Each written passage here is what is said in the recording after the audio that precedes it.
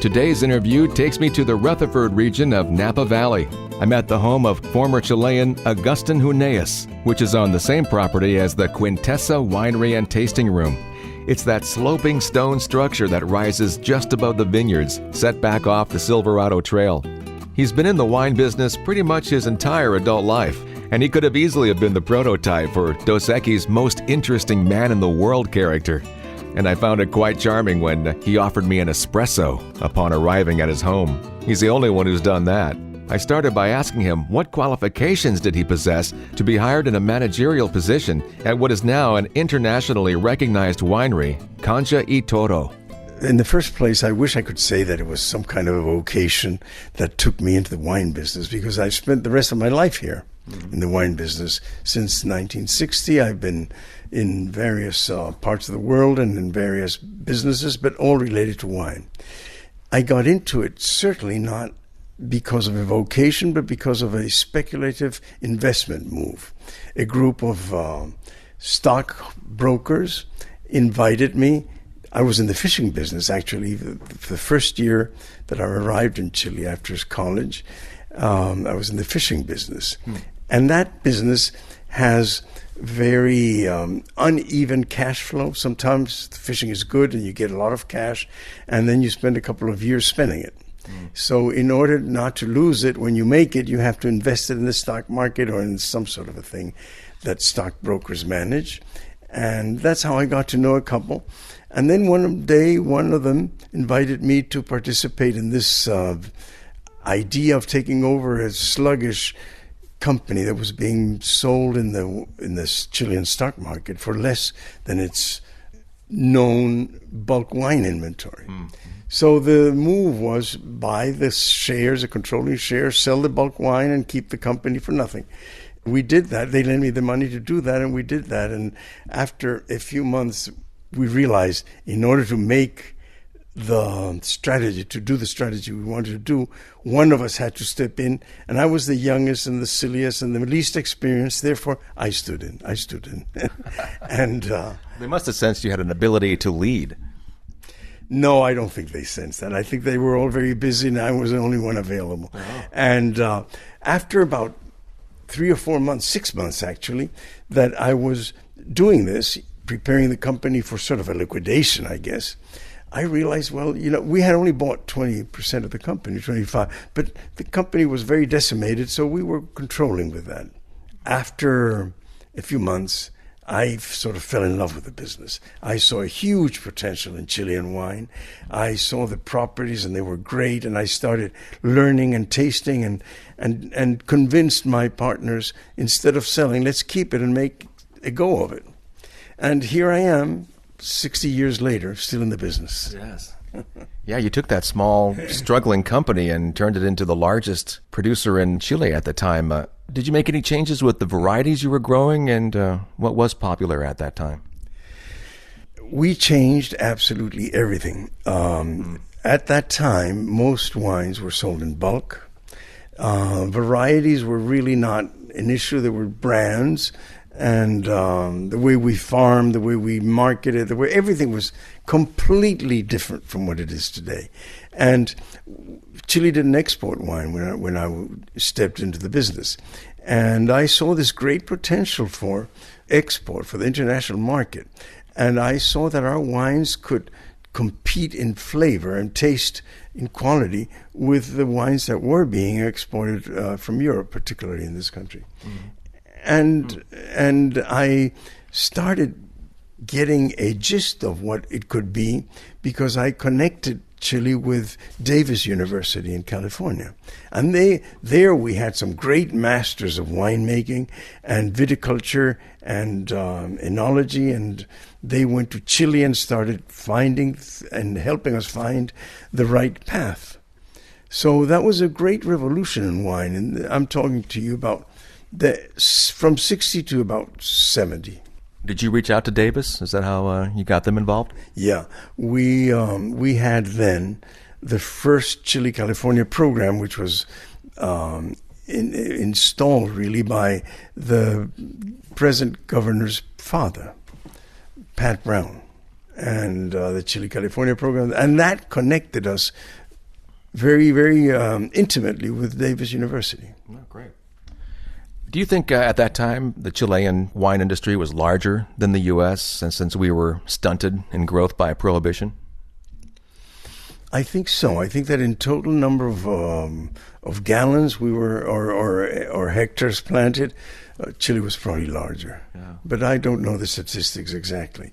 But the California wine business in the 60s was really in its infancy. Right. Yeah, we didn't really start growing until mid to late 60s and early 70s. 70s, I would say, yeah. And New York had a wine industry at that time. It was very different. Port, sherry, muscatel, that kind of wine. Mm-hmm. And America was very interested in wine. I mean, if you would go to a restaurant and ask for wine, maybe they would ask you if you wanted a red or a white, and that was it. I mean, it was really not part of the culture at all.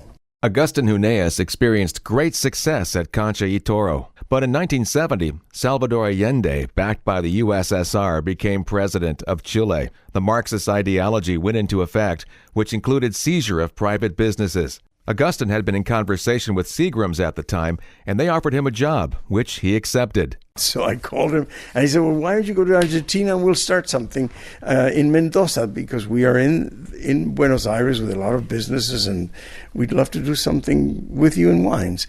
And I was in Mendoza for about a day when he called me up again, and he said, you know, the president of our companies, they had a large company in Argentina, has just died, as a matter of fact, and would you like to take over? And I said, fine. I took over their Argentine operations, and after 3 years, he invited me to New York to run his international business. So I was the first vice president international for Seagrams. That position had him overseeing 7 countries, including the U.S., with visits to Napa Valley. It was a big job, and he enjoyed it. But eventually, he developed a desire to be among the vineyards. But as soon as I got my green card, I decided to head off west, from New York, where wines were grown in California. Mm-hmm. And I started my own little wine company, and we did okay and well, and that's how I got to Napa, where we are now. Noble Vineyards?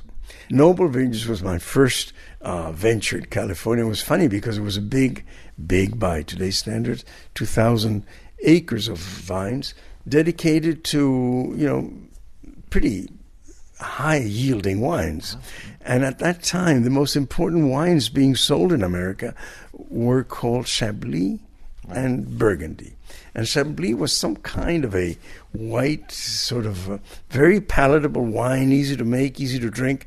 And we became, at Noble Vineyards, very good at it. So we made it, and it was much less expensive than the coastal ones coming from Napa or Sonoma. So we started selling to the companies here in Napa. Right. Their Chablis was made by us, and that we did very well. Tell me about the other wineries. You mentioned Faust, that you have a stake in. Well, we have Huneeus Vintners now is a company which has, of course, Quintessa, where we are now, and it has Faust, which is another Cabernet. Quintessa is structured and created to be a blend expressive of this particular property. Mm-hmm. And it is mostly Cabernet, but it doesn't pretend to personify the Cabernet sort of profile necessarily. It wants to be different. It wants to be its own thing. Faust, on the other hand, wants to be the epitome of Napa Cabernet. Mm-hmm. Then we have Flowers, which is in the extreme coast of Sonoma, higher, overlooking the ocean, cooler, and that's totally dedicated to very fine Pinot Noir and Chardonnay. Did you reach out for that one on purpose to expand into the Pinot and Chardonnay? That was very much a strategic move. And then we have Illumination, which is Sauvignon Blanc, which started in a colder place in this particular property, but now has grown, and we seek other properties as well.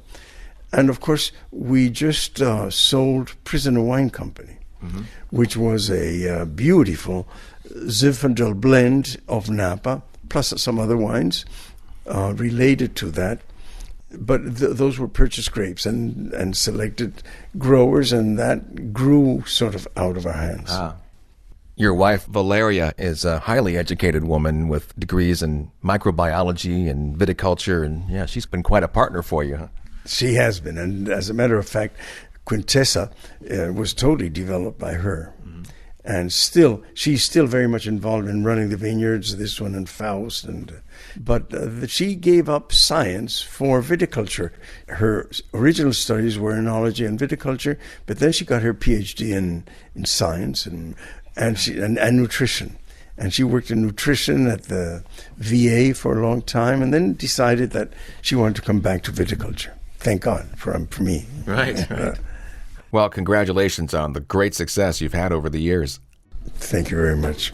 Very lucky, yes. He mentioned the selling of the wine, The Prisoner. That was a $285 million payday for them this past spring. Now I understand they're looking for yet another venture. Agustin Huneeus was a gracious host, and it was a pleasure to sit with this international icon.